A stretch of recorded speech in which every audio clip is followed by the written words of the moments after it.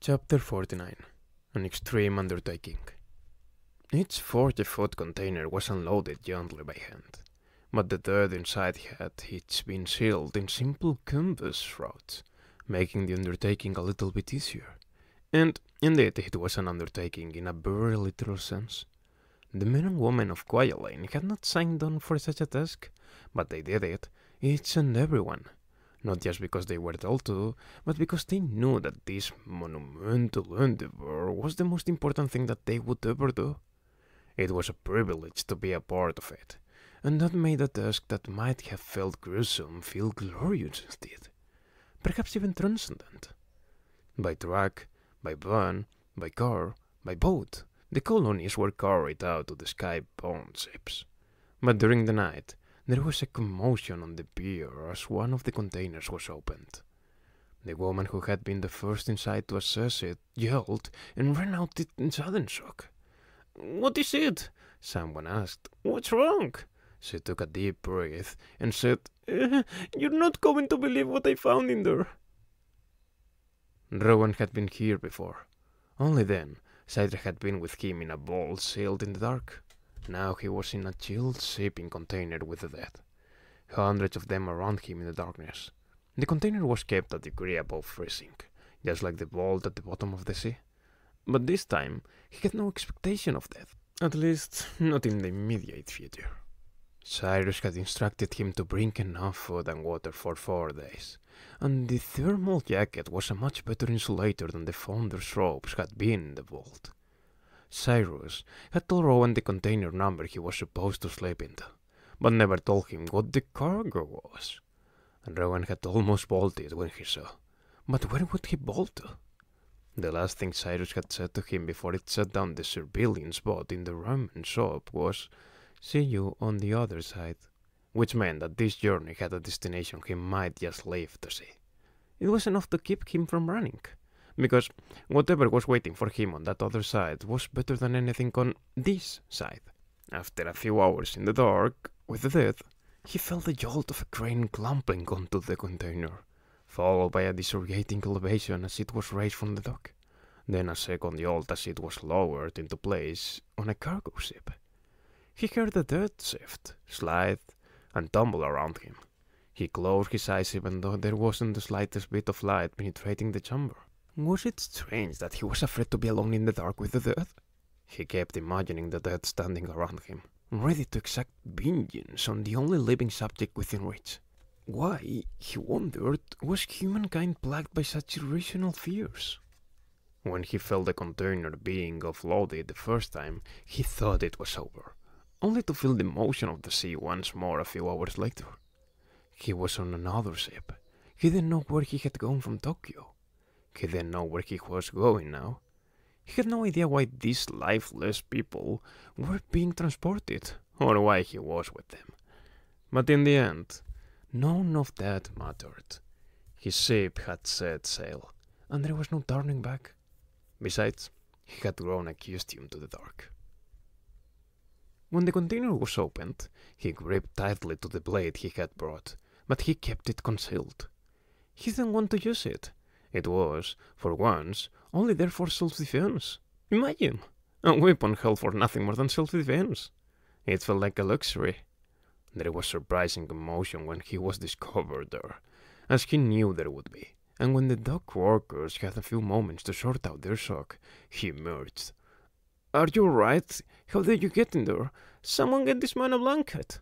The dock workers were kind, caring, and concerned until someone recognized him.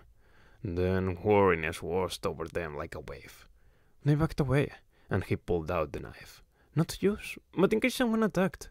He was so stiff from the journey, but he could still wield the knife just fine. And besides, with a blade in hand, he might get quicker answers to his many, many questions. But a voice spoke to him from a speaker on a nearby light post.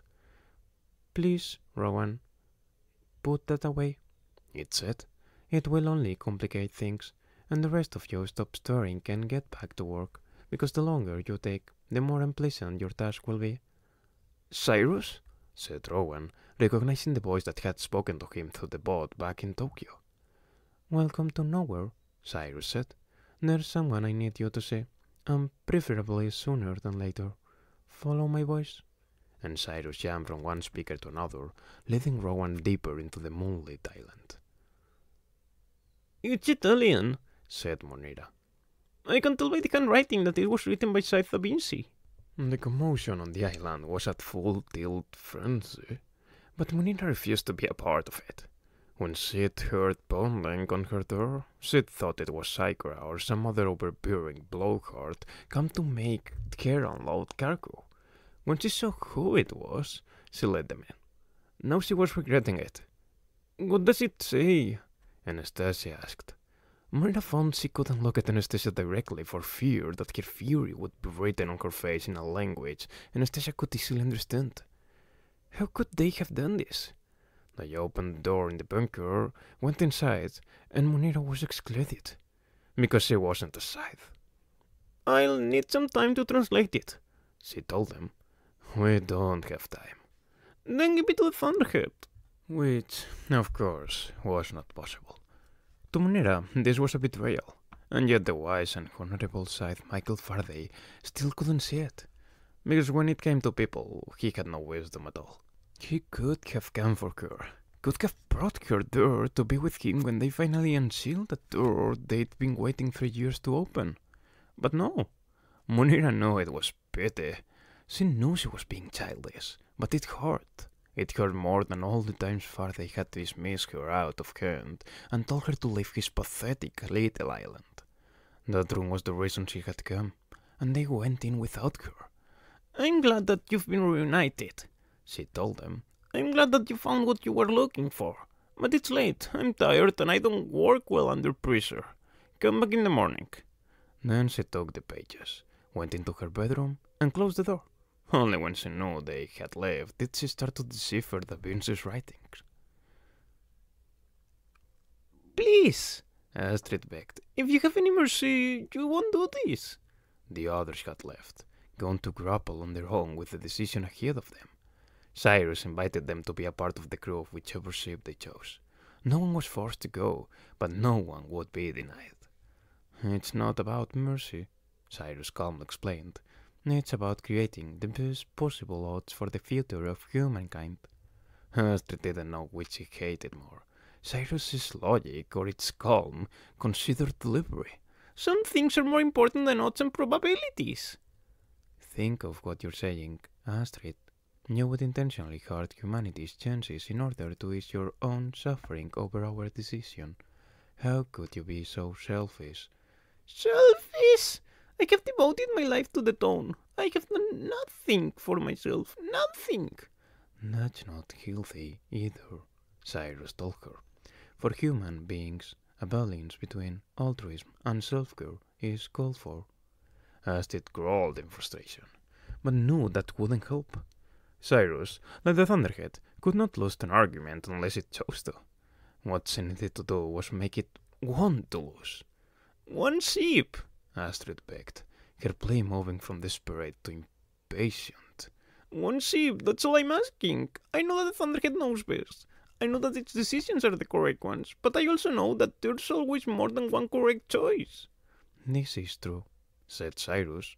Everything resonates. You said so yourself, which means that somehow we resonate. Townists resonate. The things we believe, the things we hold true, have a right to endure. Take heart, Astrid, Cyrus said. The purge will end. We predict that Townism will continue to thrive on Earth in spite of the Scythedom's attempts to eradicate it. But don't we also have the right to a presence in the stars? Yes, you're right. We don't integrate well with others, but we don't have to if the entire colony is made up of Townists. Throughout history, people have sailed impossible expanses and faced great dangers to find religious freedom. Why would you and the Thundercat deny us that? Let the dead on one ship retain their identities when they're revived, and you will be resonating with history. Cyrus took a long pause. Astrid tried to bring her breathing under control. Finally, Cyrus said, You make a point worth considering. I will consult with the Thunderhead. Astrid nearly swooned with relief. Thank you. Take all the time you want it. Think it through. Weigh the different. We have consulted, said Cyrus, and we have come to a decision. Scythe Morrison stood on a bluff at the base of the view house, watching the shrouds being carried up the grandeur tower of the nearer ship. The tall Jericho had gone to look for Anastasia. Astrid was off groveling somewhere before Cyrus, and Morrison was left to wrestle with himself. He hated doing that, because he was a formidable opponent. Should he accept Cyrus's invitation, or should he stay on Earth? To say he was an indecisive man was an understatement.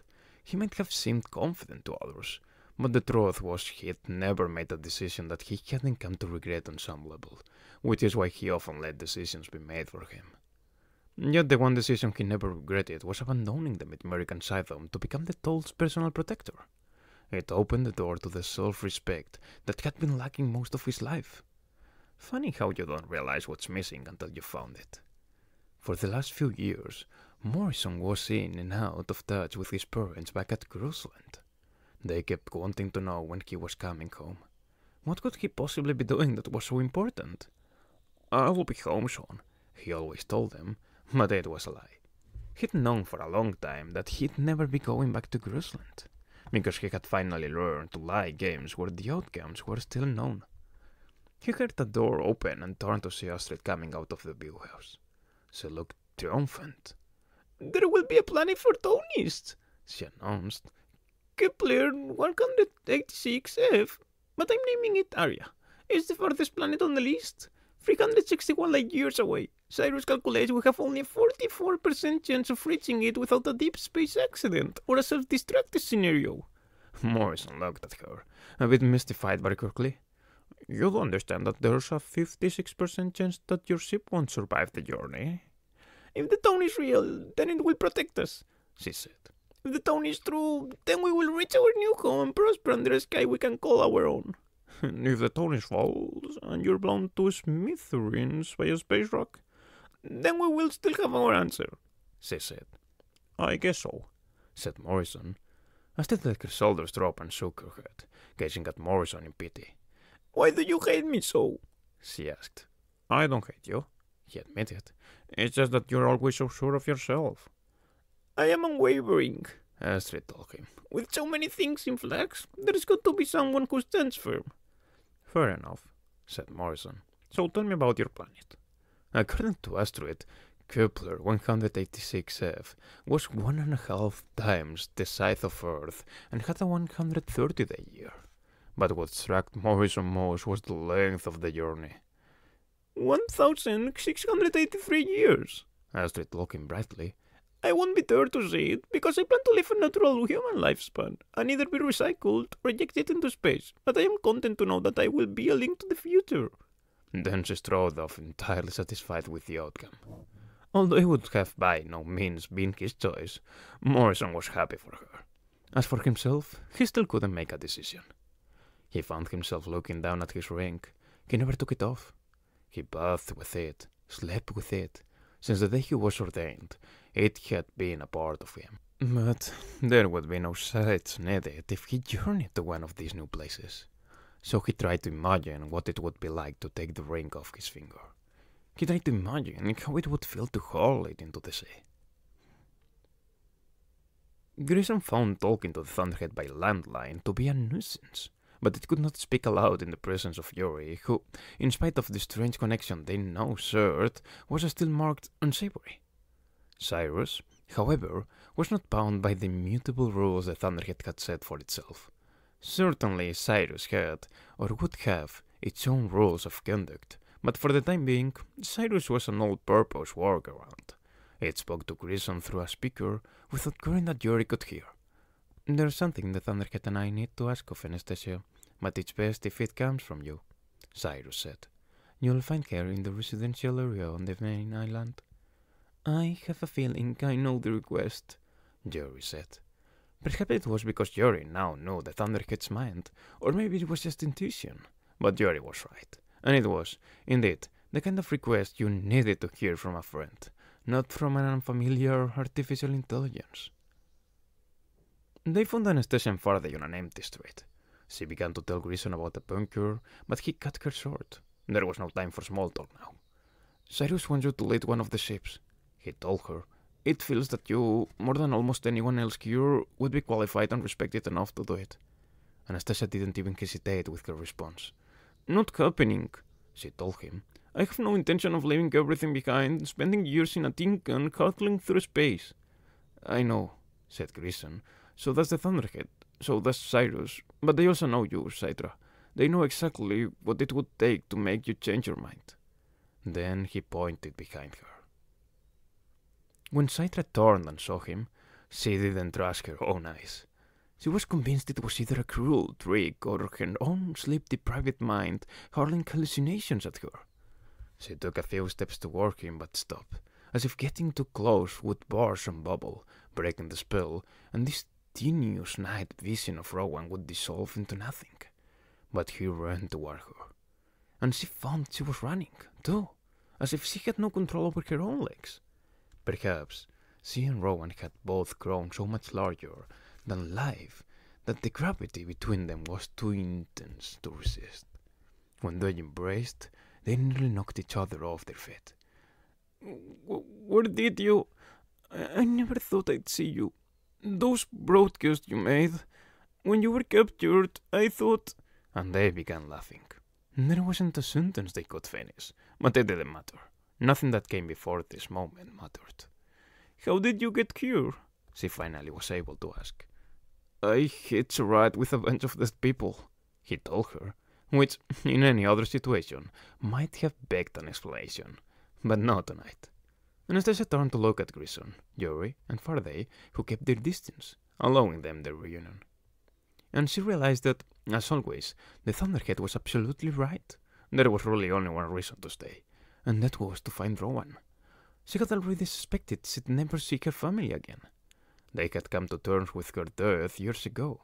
How could she reintroduce herself into their lives now? And her case against Goddard was already made. What the world did with it was up to the world. She didn't want to be the great Scythe Anastasia any more than Rowan wanted to be the dread Scythe Lucifer. There was nothing here for either of them but an eternity of unwanted notoriety. Cydra Terranova was not someone who ran away from things, but she also knew when it was time to move on. Give me a minute, she said to Rowan, then went over to the man who had started her on this strange path. Honorable Scythe Faraday, Michael, thank you for all you've done for me, she said. Then she pulled the ring from her finger and put it in his hand. But Scythe Anastasia is gone. I'm done with death and dying and killing. From now on, I want my life to be about living. He nodded, accepting the ring, and Cydra went back to Rowan. I still don't understand where we are and what's going on, Rowan said.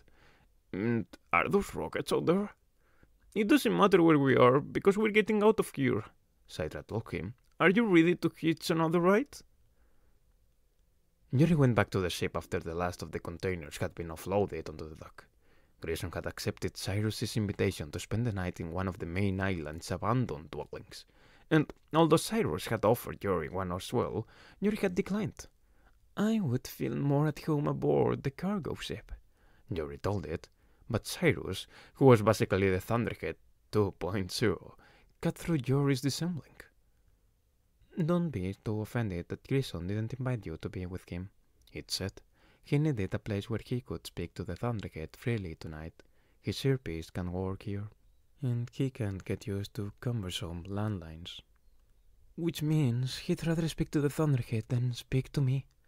Tonight, above all nights, he needs the Thunderhead's counsel. It had no right to do what it did to me. Cyrus paused before speaking again. No, it did not, but it was out of time. What it did was necessary, critical, or this entire endeavor on the atoll would have been for naught. But the Thunderhead apologizes and begs your forgiveness.